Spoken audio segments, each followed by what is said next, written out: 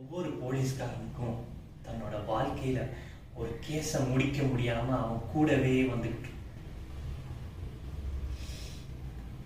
அந்த கேஸுக்கும் அவனுக்கும் ஏதோ ஒரு தனிப்பட்ட முறையில ஒரு சம்பந்தம் இருக்குன்னு அவனுக்குள்ள இடிச்சுக்கிட்டே இருக்கும்.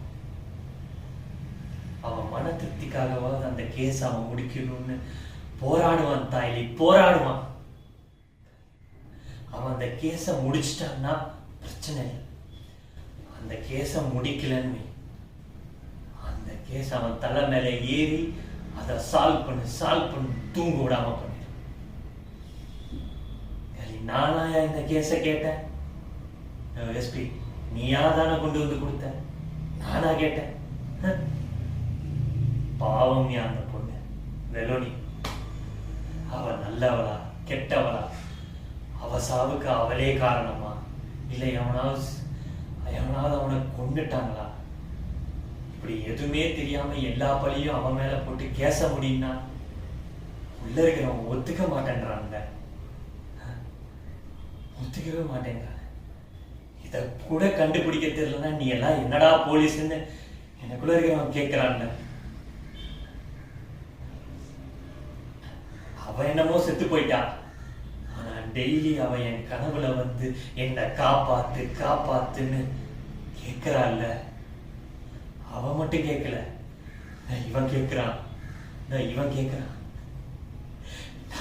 நான் என்ன பண்றது?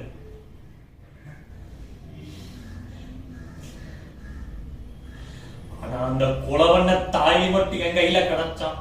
அவன் சங்கம்.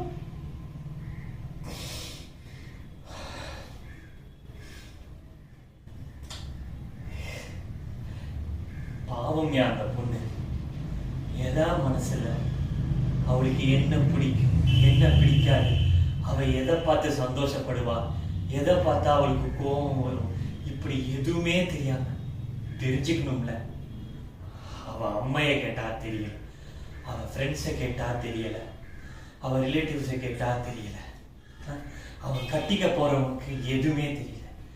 யாரதான் கேட்கறது? இது என்ன கதையா? கடைசியில தெரிஞ்சுக்கலான்றதுக்கு அவ செத்ததுக்கு அப்புறமும் என் மேல ஏறி என்னை இப்படி படுத்துறான்னா அவ